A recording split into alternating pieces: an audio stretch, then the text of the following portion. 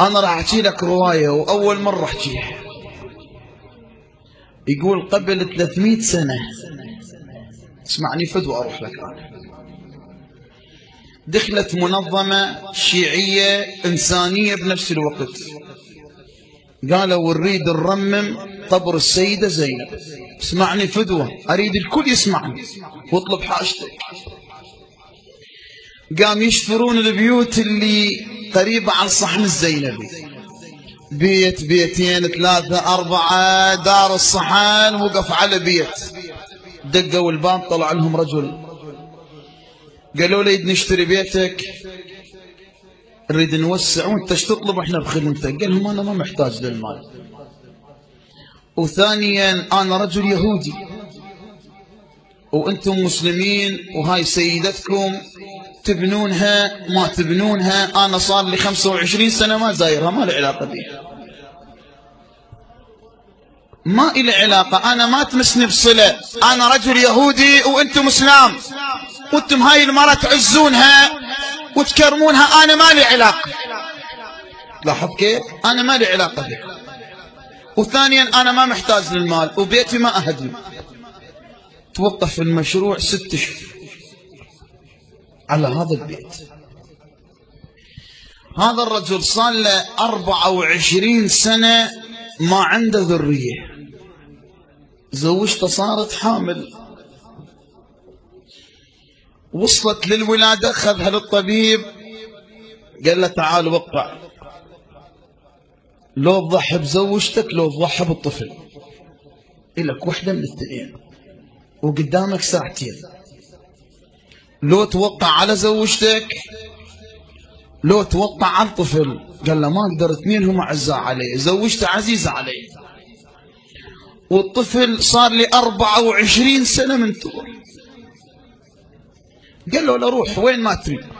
اخذها يعني فر العالم ورجع الى نفس الشيء. وصل موعد العملية، قال له لك مو هنا ساعة، اذا ما توقع يموت الطفل والجنين، عفوا الطفل والزوج، واذا توقع لو توقع على الزوجة لا توقع على الطفل حتى نحن نعمل العملية. قال له هسه جيك. طلع، وين راح؟ اسمع منك، راح الزينب، صراح مستحي، يقول دق الباب وطب، قالها مولاتي أنا أول مرة أدق بابك، وأنا يهودي، وأنا عطلت مشروع البناء، لكن أنا اجيتش باثنين. أنا أسمع من الشيعة يقولون عندك 2 أعزاء عليك، واحد اسمه الحسين والثاني اسمه العباس، وقالوا لي إذا تقسم عليها بالاثنين ما ترجعك، وأنا أريد زوجته وأريد ابني، وأنا أول مرة أدق بابك. يقول كذ الصندوق وبكى. طلع، وصل الباب المستشفى، تلقوه قالوا له على الخير مرتك جابت ولد. قال إذن زوجتي شنو؟ ماتت.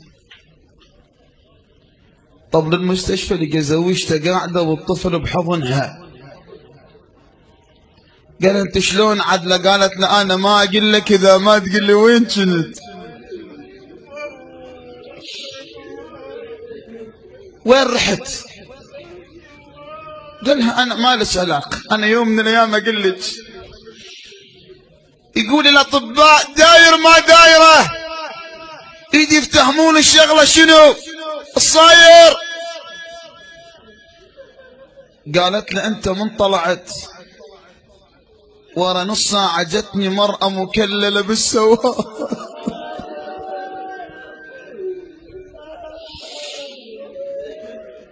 قالت لي انتم مو من عندنا، بس انتم اقسمتوا علي باثنين اعزاء،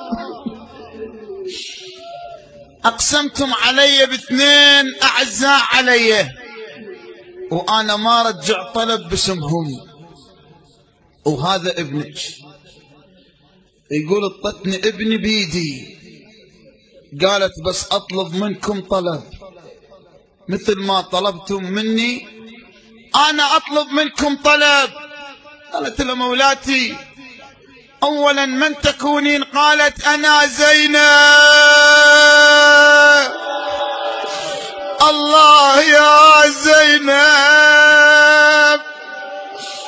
الله. يقول هنا قالت انا اطلب منكم طلب.